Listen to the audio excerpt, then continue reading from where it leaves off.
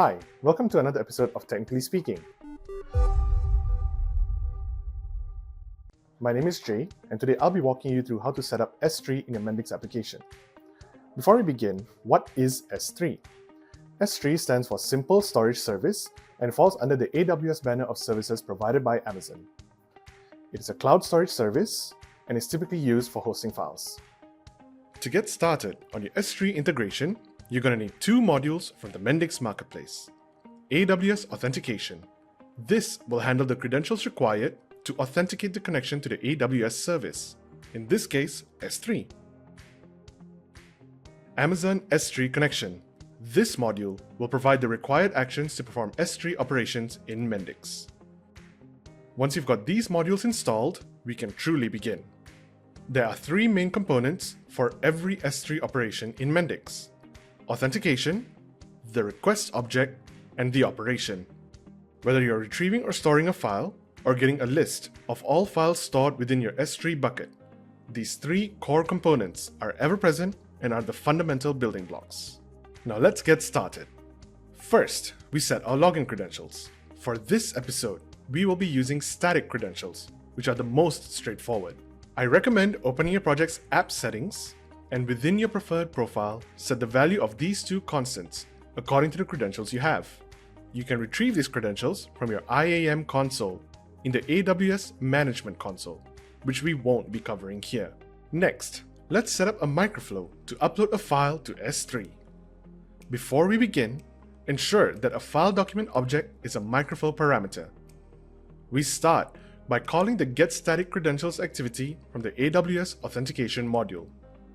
This will create a credentials object.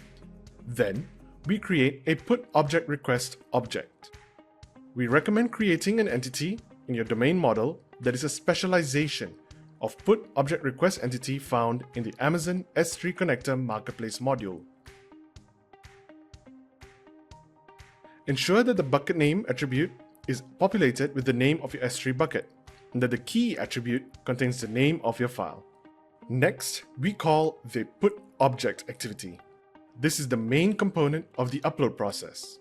For its parameters, ensure that putObjectRequest is the object we created one step prior. Credentials is a credentials object we defined at the beginning of our microflow. File document is the file you are uploading, which in this case should be a microflow parameter.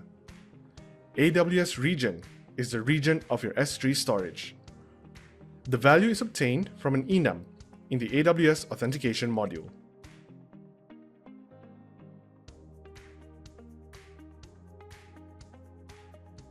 The putObject activity can optionally return a Boolean value to indicate if the upload was a success or failure. This is useful if you intend to implement a retry process. Do also set up proper error handling in case something unexpected happens.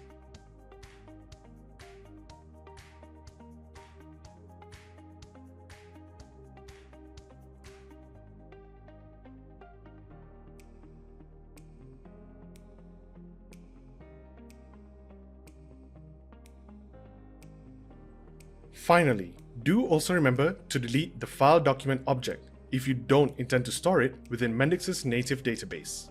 And we're done. Now it's just a matter of setting up a page to run the microflow. In this pop-up, we simply set file document as a page parameter, which will be passed to the microflow when we click the blue Upload button.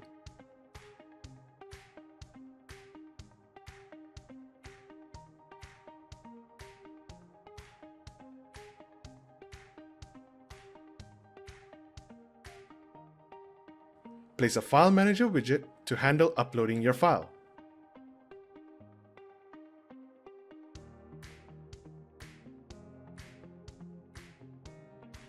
Now we run our app and navigate to this pop-up.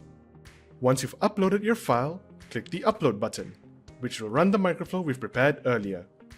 Congratulations, you have successfully uploaded a file to S3 with your Mendix app. For any other S3 operations, the basic structure is the same. Credentials, the request object, then the appropriate activity. A couple things to note when attempting to implement S3 into your own app. When downloading a file, the key provided points to the file you intend to download. We recommend creating some way for you to store this information within your Mendix app, or provide a way for your users to type in the key. S3 does not differentiate between file type. It accepts all.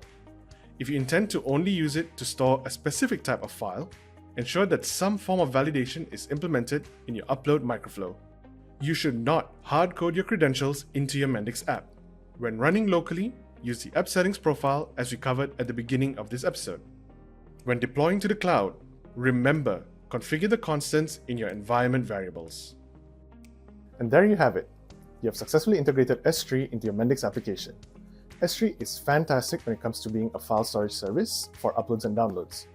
As an archiving tool, it also works really well.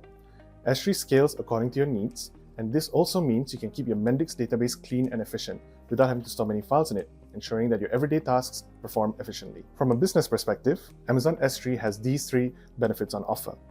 1. Leading file storage security, ensuring your files are protected and safe at all times. Redundancies, ensuring that your files are always accessible. And 3. Scalability. They'll only scale based on what you use, and that means as your business grows, as your app grows, the pricing grows accordingly. Thank you for watching this episode of Technically Speaking. See you next time.